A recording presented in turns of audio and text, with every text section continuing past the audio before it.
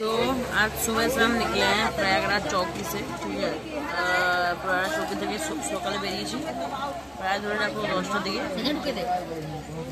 প্রায় ধরে রাখো 10টা 11টার দিকে। তারপর ট্রেন ছিল, ওখান থেকে 3টের দিকে ট্রেনটা ছিল। 3টের দিকে আমরা ট্রেনটা ধরে পৌঁছলাম দীনদয়াল উপাধ্যায়, যেটা হচ্ছে মোগলসরাই।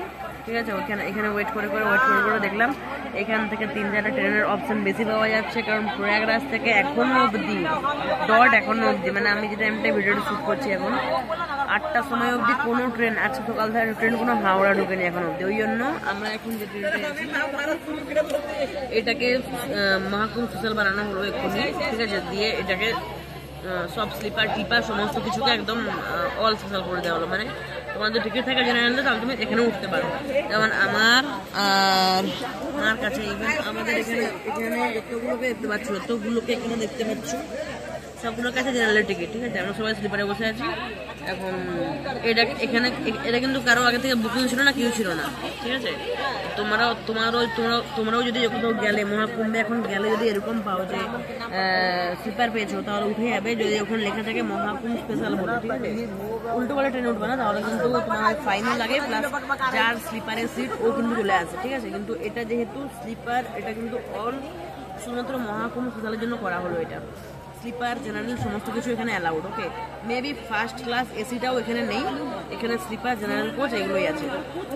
এখন দেখা যাক, আমার একটু ভয়ও করছে, কারণ প্রথমবার এরকমভাবে স্লিপারে উঠেছি। ঠিক আছে, উইদাউট বুকিংয়ে। কিন্তু যেহেতু মহাকুম্ভ স্পেশাল, এখানে অনেক এখানে যাচ্ছে, যাদের সবারই এখানে দেখতেই পাচ্ছ এখানে ভর্তি পুরো হয়ে আছে, সবারই এখানে জেনারেল টিকিট আছে 250 টাকা করে। এখন দেখা যাক কতটা কি হয়, আশা করি কেউ উঠবে না। আর সবাই এখানে দেখতে শুয়ে বসে যাচ্ছে, কিন্তু আমি আর একটাই সিট পেয়েছি, দেরি করে এসেছিলাম বলে। ওই জন্য আমরা একটা সিটেই বসে আছি দুজন। দেখা যাক এরকম মধ্যে শুয়ে যাবো, কারণ শরীর বিভৎস ক্লান্ত। কালকে এটা করে ঘুমও হয়নি, বাড়িতে গেলে বাস কালকে আবার শিবরাত্রি আছে, মার্কেট আছে, করবো। সকালবেলা ট্রেন পৌঁছবে। এখন ওই ট্রেনটা বুঝতে পারছি না, কারণ এই ট্রেনগুলো তোমার হচ্ছে যেগুলো মহাকুম্ভ স্পেশাল, ওগুলো কিন্তু কোনো টাইম টেবিল নেই। মানে তোমার হচ্ছে ওয়ার ইজ মাই ট্রেন অ্যাপে এগুলো খুঁজে পাবে না। যে ট্রেনগুলো ডিসেন্ট বানানো হয়, মানে হঠাৎ ধরো কোনো স্টেশনে দেখলে ধরো প্রচুর ভিড়। ঠিক আছে, ওই জন্য 2-3 ঘন্টা দেখার পর একটা ট্রেনকে বানিয়ে দেওয়া হলো মহাকুম্ভ স্পেশাল। ঠিক আছে, এরকমভাবে ট্রেনগুলোকে বানানো হয়। দেখা যাক কতটা। যেমন আমরা যখন ওই যে বিহার চৌকে ওয়েট করছিলাম, 2 ঘন্টা ওয়েট করলাম আমরা পাটনা ট্রেনটা ধরতাম, পাটনার ছিল ট্রেনটা, ওটা ধরতাম আমরা। ওটা ঠিক আধা ঘন্টা আগে একটা লোকাল দিয়ে দিল, Mahakumbh special local, all station allowed. আমরা সুন্দর চলে এলাম ওটাতে, দীনদয়াল উপাধ্যায় পৌঁছে গেলাম। তাহলে তোমরা মহাকুম্ভ গেলে একটু কানটা একটু খোলা রেখো, যে কোন ট্রেনটা কখন মহাকুম্ভ স্পেশাল অ্যানাউন্স করছে। যখনই যেটা অ্যানাউন্স করবে ওটাতে চলে যাবে, ব্যাস। জেনারেলের টিকিটটা রাখবে, আর যখনই যেটা অ্যালাউ করছে ওটা চলে যাবে, তাহলে তোমরা তোমাদের ডেস্টিনেশনে ফটাফট পৌঁছতে পারবে। ঠিক আছে, কারণ সকাল থেকে হাওড়াতে এখনো অবধি এই প্রয়াগরাজ থেকে একটাও ট্রেন ঢোকেনি। ভাবো, যে ট্রেনটা 4টায় আমরা দেখেছিলাম, মা আর আমি ভেবেছিলাম যে বেরিয়ে যাবো, তারপর শরীর এত ক্লান্ত যে আমরা টানতে পারলাম না। আর ওই ট্রেনটা দেখলাম 6টাতেও বেরোয়নি, ওই ট্রেনটা 8টায় বেরিয়েছে। ভাবো, মানে এত লেট। এখনো অবধি কোনো ট্রেন এখনো অবধি হাওড়া ঢোকেনি। এখন দেখা যাচ্ছে আমরা এখনো ভালোভাবে পৌঁছতে পারি না। এই ট্রেনটা 24 ঘন্টা লাগলো আমাদেরকে হাওড়া পৌঁছে দেবো। 24 ঘন্টা। কুম্ভ মেলার পুরো মাথা খারাপ হয়ে যাবে। কুম্ভ মেলার নাকি দর্শনার্থী আমরা। ঠিক, এত লেট ট্রেন, 24 ঘন্টা কোনদিনও লাগে? এই দেখো অ্যানাউন্স করে মরছে কুম্ভ মেলা স্পেশাল। এটা মনে হয় আরো ব্যাক করলো কি জানি, যা করে মরবে। আমাদের ট্রেন তো মিস হয়ে গেল ব্রহ্মপুরে।